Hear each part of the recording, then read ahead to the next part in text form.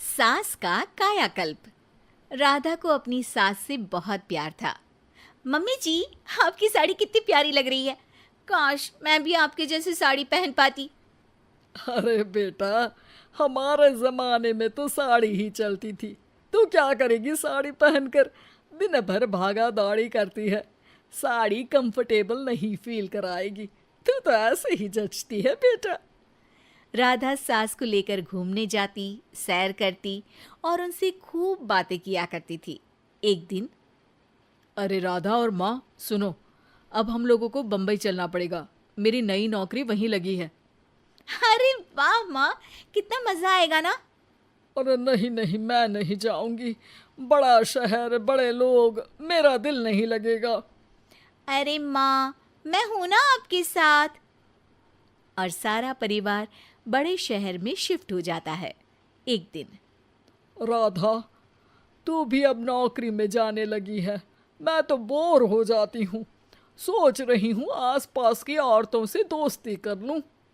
हाँ हाँ माँ, और क्या। यहाँ की औरतें तो किटी पार्टी और बहुत सी फन लविंग एक्टिविटी करती हैं। तो बेटा, दो चार फन लविंग से मुझे भी मिलवा देना। बहू सास के साथ बाहर निकलती है तो देखती है कि सास की उम्र की जो औरतें टहल रही हैं, उनका पहनावा ओढ़ावा सास से बिल्कुल अलग है। लेकिन फिर भी राधा एक औरत को रोकती है। Hello aunty, how are you? Oh great darling. Aunty, हम लोग यहाँ नए शिफ्ट हुए हैं। ये मेरी मम्मी है। क्या ये कल से आप लोगों को ज्वाइन कर सकती हैं? वो औरत सास की तरफ बड़ी ही अजीब नज़रों से देखती है, फिर कहती है, अब ठीक है, कल से भेज देना। सास समझ जाती है कि उस औरत को वो ठीक नहीं लगी, लेकिन फिर भी वो कुछ नहीं बोलती। अगले दिन, अरे माँ, अच्छी सी साड़ी पहनकर तैयार होकर जाइए। आपको आपकी दोस्तों के पास जाना है ना। और नहीं नहीं, मैं सोच रही हूँ घर पर बैठकर टीवी देखूं। वैसे भी रामायण का नया एपिसोड आएगा। नहीं माँ, आप जाओ ना, लोगों से मिलो, बात करो, अच्छा लगेगा। ना चाहते हुए भी सास उन लोगों के पास जाती है, लेकिन सभी सास से बुरा व्यवहार करते हैं।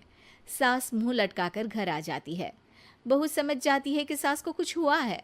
वो रोज सास को पार्क में भेजती, लेकिन सास रोज मुंह लटकाकर वापस आ जाती। क्या हुआ माँ, आप बाहर जाकर खुश नहीं होती हैं? अरे बेटा, खुश तो हूँ लेकिन लेकिन क्या माँ, आपको तो लोगों से मिलना, बातें करना अच्छा लगता था। मैं देख रही हूँ कि आजकल आप बाहर से आती हैं तो परेशान सी दिखती हैं। सास कुछ नहीं कहती, अपने कमरे में चली जाती है। अगले दिन राधा चुपके से सास के पीछे पार्क में जाती है। हेलो, कैसे हैं आप लोग? एक औरत मुंह बनाकर साइड हो जाती है। सभी एक दूसरे से बात करती हैं, लेकिन राधा की सास साइड में चुपचाप अकेली बैठी रहती हैं। राधा घर आती है और सास के वापस आने का इंतजार करती है। सास मुंह लटकाकर घर आती है।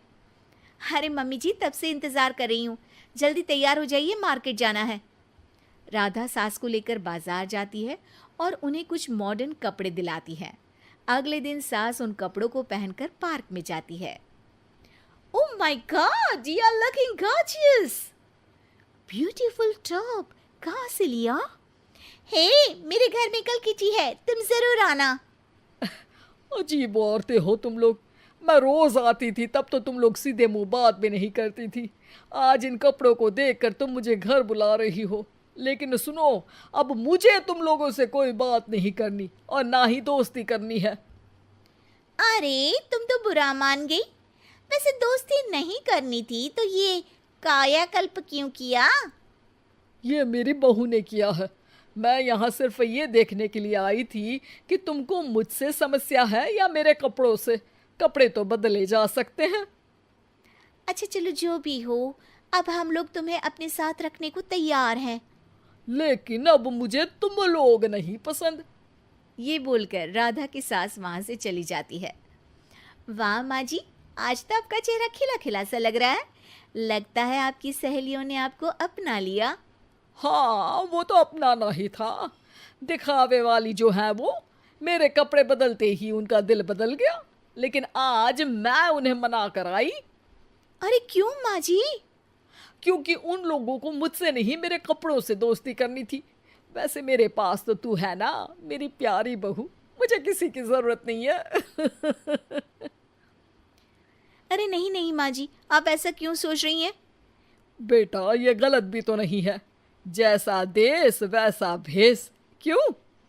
ठीक है ना माँ, अब जब ये हम लोगों का देश है तो क्यों ना हम यहाँ का भेष अपना ले। हाँ हाँ जरूर, मैं तो तैयार हूँ। समय के साथ खुद को बदलने में कोई बुराई नहीं है, लेकिन कहीं नकल के चक्कर में बंदर ना दिखने लगूं। खैर, बहू लग जाती है सास की कायाकल्प